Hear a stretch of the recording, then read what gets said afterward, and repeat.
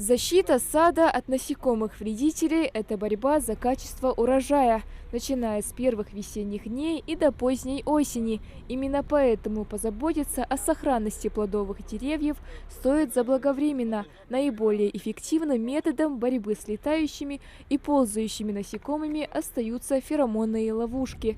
Более 100 единиц сегодня установили в крупнейшем предприятии «Сад-гигант». Сейчас мы установим феромонную ловушку на вредителя, карантинного вредителя яблонную муху. При установке мы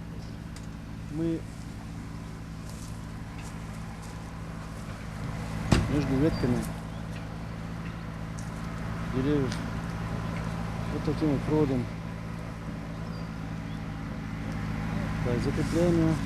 Установка так называемых домиков отнимает минимум времени. Для достижения хорошего результата от их применения необходимо размещать одну ловушку на одно дерево на высоте 1,5–2 метра. Менять ловушки необходимо раз в 2 недели по мере ее наполнения и запыления, после чего их направят на фитосанитарную экспертизу в лаборатории, и в случае обнаружения карантинных объектов управлением Россельхознадзора будут проведены мероприятия по локализации и ликвидации выявленных очагов опасных карантинных вредителей.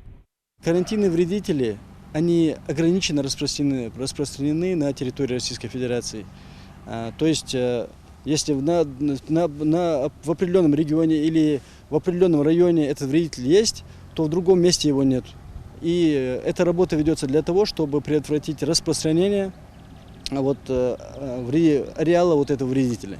С целью выявления вредных насекомых специалисты Россельхознадзора каждый год с начала апреля устанавливают феромонные ловушки во всех крупных сельхозпредприятиях региона, в их числе и «Сад-гигант», где инспекторы проводят мониторинг вредителей. Если будет выявление, то будут приняты необходимые меры для локализации и ликвидации очагов карантинных вредителей.